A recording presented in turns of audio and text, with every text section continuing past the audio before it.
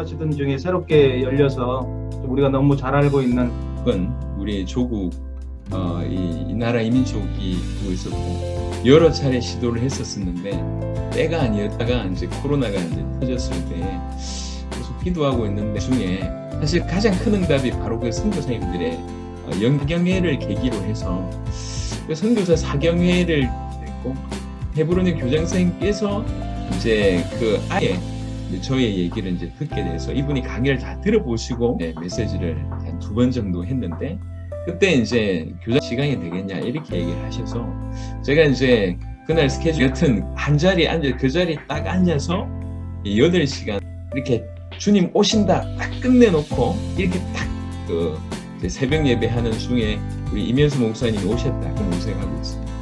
예, 향후의 어떤 민족 복음화를 위한 호심으로는 하나 될 수 있고 예수님이 펼친 그 전도 방법으로는 이제 조금 전에 말씀드렸던 그 2분도 일들이 좀 진행되죠.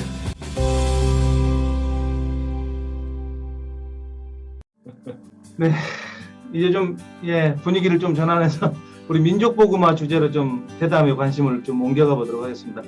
그 현재 민족 복음화를 위한 그 연대와 협력의 길도 기도하시던 중에 새롭게 열려서 우리가 너무 잘 알고 있는 북한에 아마 2년 7개월이었죠. 옥류되셨다가 풀려나신 그 캐나다 큐빅교회 언론 목사님이신 이면수 목사님 또 지금 또 이제 다시 복음 앞에 그 지금 또 세미나도 지금 하고 계시는데 오직 복음학교 오직 복음 앞에 우리에게 너무나 잘 알려져 계시는 그 순회선교단 김명희 선교사님과도 각별하게 또 관계를 맺으시면서 민족 복음화를 위한 그 연대와 협력도 잘 이루어가고 계신 걸로 알고 있습니다. 이 부분에 대해서 좀 목사님 구체적으로 또 소개해 주시면 좋겠습니다.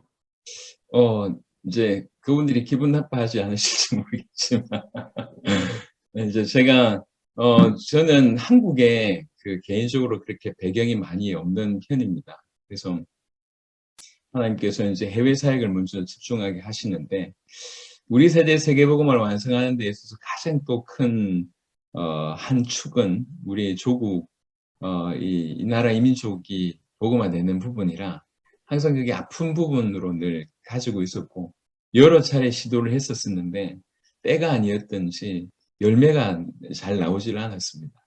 그러다가 이제 코로나가 이제 터졌을 때 계속 기도하고 있는데 하나님 민족 복음을 위해서 좀 섬겨야 되겠다 기도하고 있는데 이제 우리 김영호 선교사님을 통해서 정말 감사하게 이제 필리핀 선교사님들 중심으로 모임 진행되고 있는 그 모임에서 이제 새벽 예배를 제가 한번 하게 됐고 또 그걸 계기로 이제 사경회를 하게 됐는데 그 선교사 사경회에 이제 오래 있었던 선교사 사경회에 한 100여 분 정도의 우리 선교사님 참여하셨었고 그분들 중에 적지 않게 깊이 은혜를 받고 동역하실 분들이 또 이제 수십 명 계속 모임이 지금까지 이어지고 있습니다. 그런 중에 사실 가장 큰 응답이 바로 그 선교사님들의 연결이었던 것 같습니다. 필리핀뿐만 아니라 그 필리핀의 어떤 그 이 플랫폼 때문에 인근의 여러 나라 어떤 선교하시는 분들까지 같이 합류해서 그 선교사 사경회를 계기로 해서 그 선교사 사경회를 메시지를 우리 순회 선교단 산하에 있는 헤브론 원예학교의 어떤 교사 선생님 먼저 그걸 듣게 됐고 그거를 이제 헤브론의 교장 선생님한테 이제 알려드리게 됐고 헤브론의 교장 선생님께서 이제 그 아이들 어떤 특별히 이제 선교라고 하는 주제로 아이들한테 메시지를 좀 도전해 줄 수 있는 사람을 찾고 있는 터에 저의 얘기를 이제 듣게 돼서 이분이 강의를 다 들어보시고 저를 초청을 해주셔서 헤브론에 가서 이제 메시지를 한 2번 정도 했는데 그때 이제 교장 선생님이 나오셨고 그 다음에 이제 복음 기도 신문이라고 담당하고 있는 김강호 선교사님 이 2분이 이제 알고 보니까 부부시더라고요. 이 2분하고 이제 교제를 하면서 조금 더 허심탄회하게 저희 사역에 대한 소개를 하게 됐고요. 그것이 이제 김용희 선교사님한테 이제 전달된 일이 벌어졌습니다. 그래서 이제 김용희 선교사님께서 코로나라 어떻게 조금 시간이 나셔서 주일날 저희 교회를 오실 수 있다 그래서 이제 저희가 먼저 오셨었는데 김용희 선교사님께서는 처음에 그냥 좋은 교회가 있다 이 정도만 알고 계셨습니다.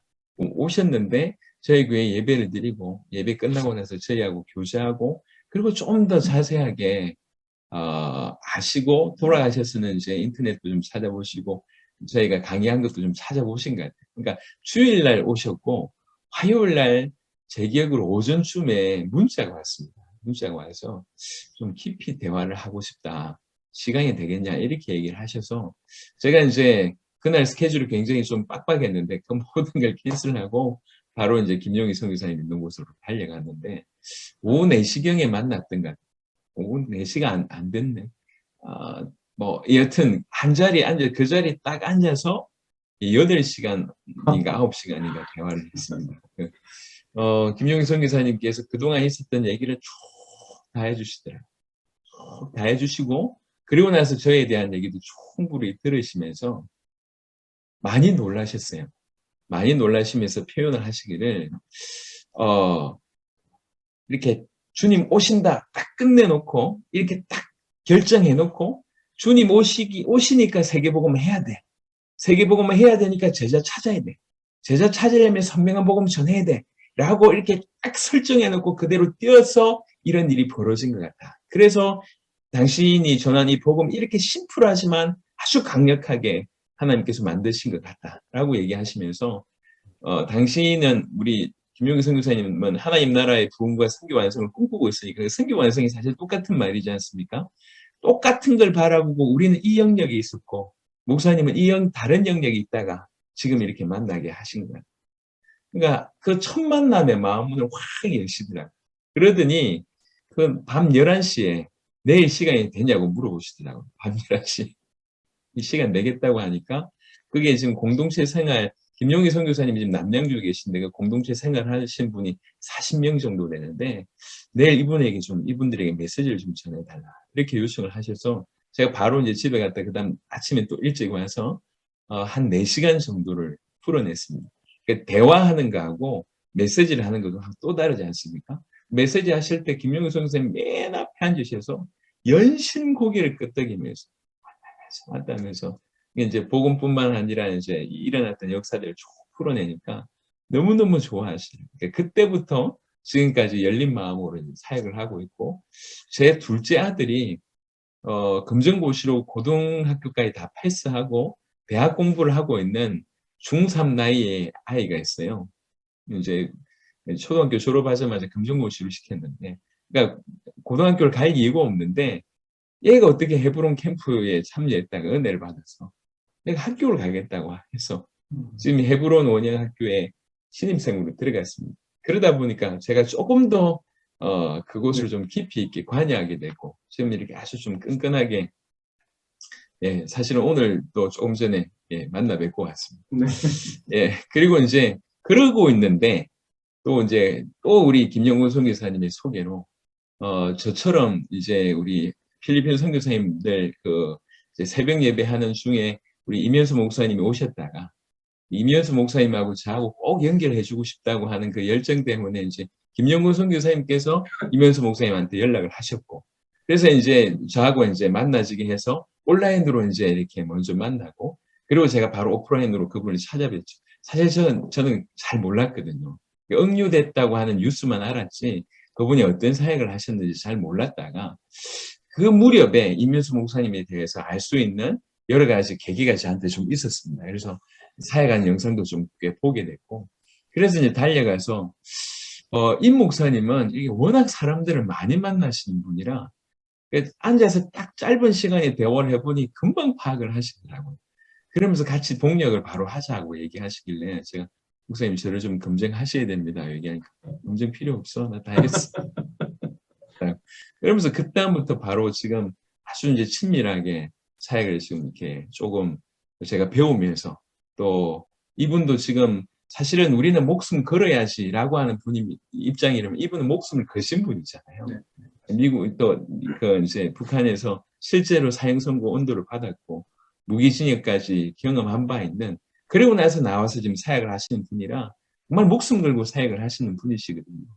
그래서 이런 분이 민족 복음화에 특별히 이 양대 산맥이 하나가 돼서 민족 복음화에 어떤 하면 되겠다. 근데 이 두 분이 알고 보니까 나이가 동갑이세요. 그리고 늘 이렇게 같이 다니긴 하시지만 이렇게 좀 이렇게 깊은 교류는 없었던 것 같습니다.